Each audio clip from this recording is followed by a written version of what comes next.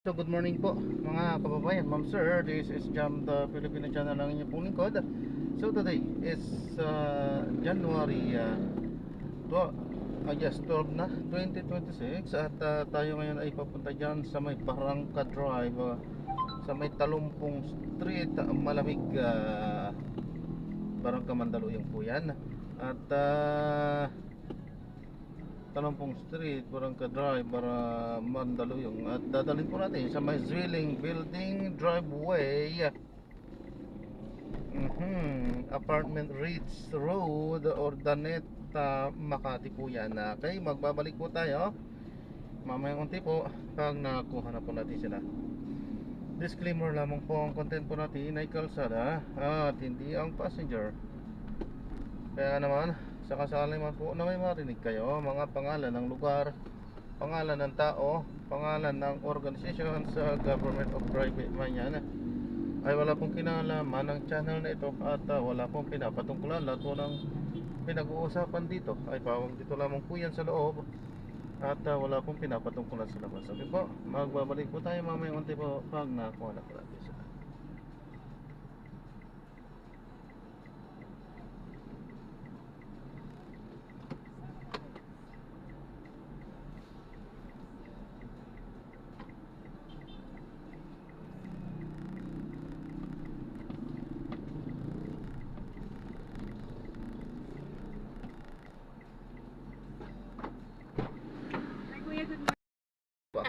Yan, naka-record po at ipapaalam ko po sa inyo nga na nakaka-record, nagre-record na po yan. Ano po? Dahil yan multi-purpose po at ina-upload ko yan sa aking YouTube channel po, Jam the Filipino channel. May Nagba-vlog din po. vlog na po. Opo, yes po. Pinaka-dashcam, sayang din naman, di ginawa ko na lang content. Ay, okay lang po pala sa inyo. Sure. Hindi naman kita ang Facebook. Opo, sa kalsada lang na. Sa kalsada lang. Opo, thank you po.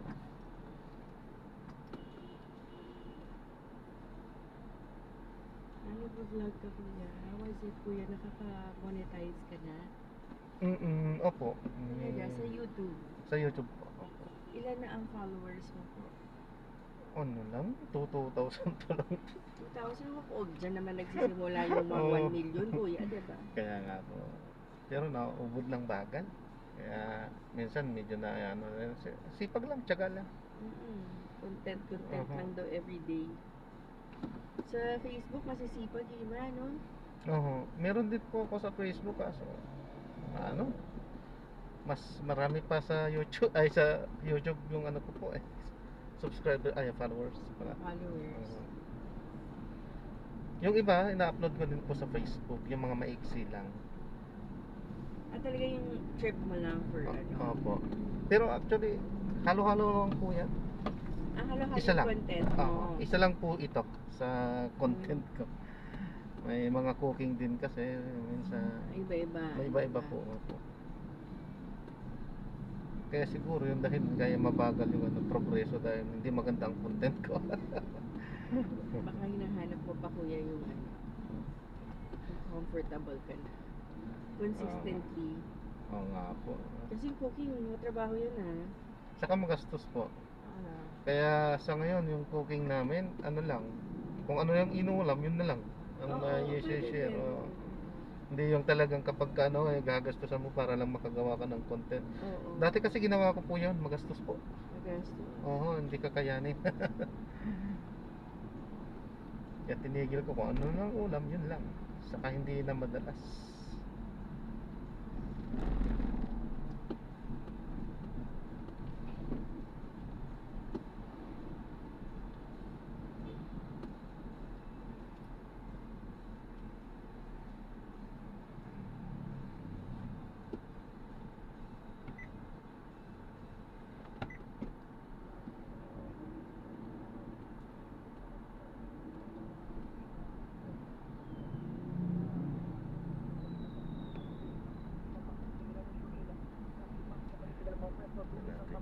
Balita.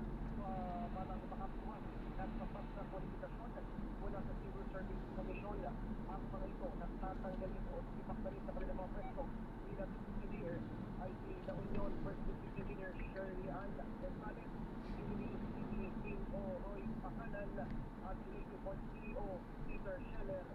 Opo, ako si Manny Cuarto ng GMA Super Radio DCWD. Dapat po.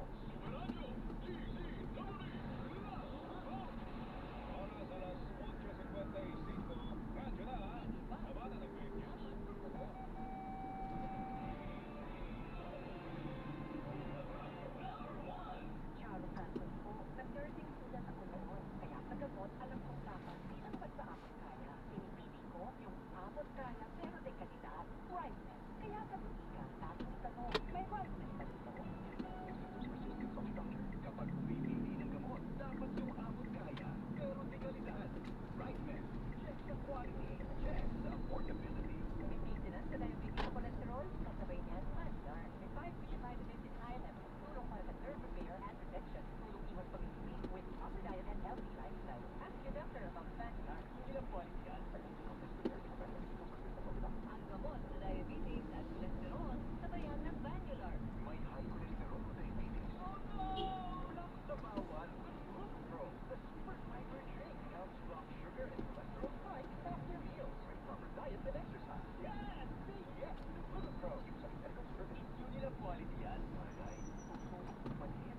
Pwede yan pag may trabaho. Kaya may paring sleep. Sapat ang vitamin C para alaga ang nerves. May proper diet and healthy lifestyle para sa trabaho at sa pangarap. Walang dinitil. Pag paring C araw-araw. Padaliwan, hindi ko iba. Kasi yung kahit di Paring vitamin B. Saan tayo pinapadaan ko yan? Rockfall or dito sa Pantaleon?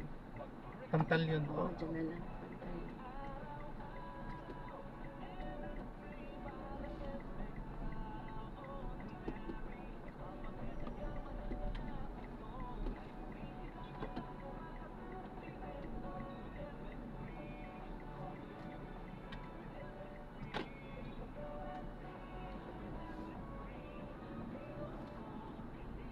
Hello, beautiful people! Ako ang inyong tita Winnie Cordero, ang Weekly Capsule.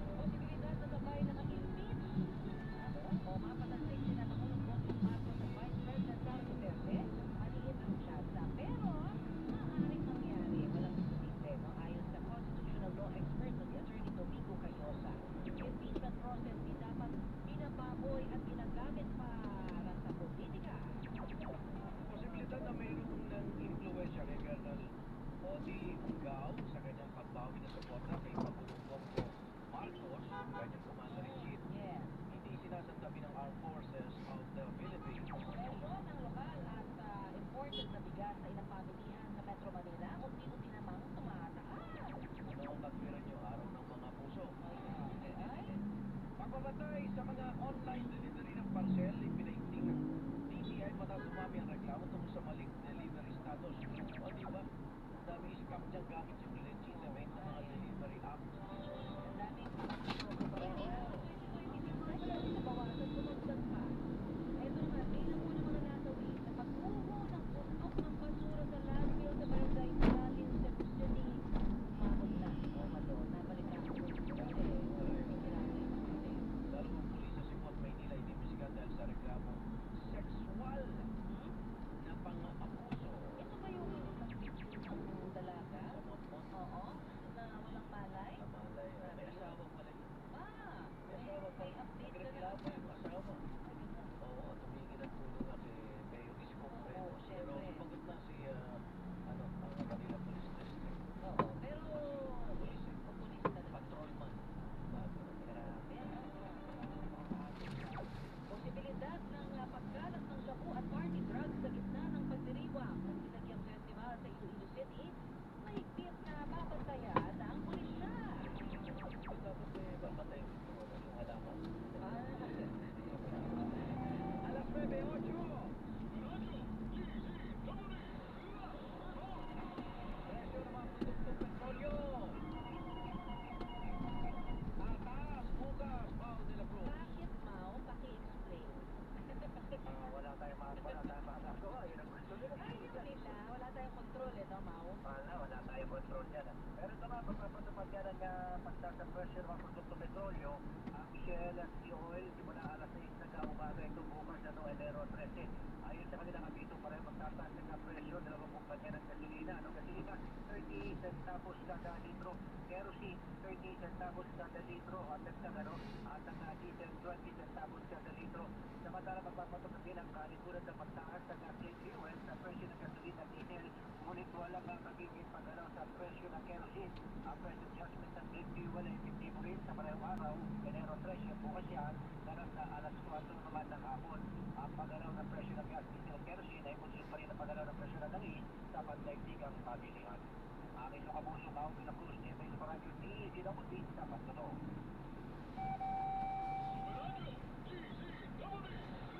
Alas 9, cheese! Hoy, may mga balita rin ako, partner. Marami akong tanong sa'yo ngayon, eh. Dahil bilang ikaw ang taga... Your Honor. Ay, sabi, meron na bang update kung totoo ba na magre-recant itong sina Alcantara Alam mo. at Hernandez? Yung direktang galing dito kina Henry Alcantara at Bryce Hernandez, wala. Wala, di ba? Oh. Ang nakita ko ay counter affidavit na release.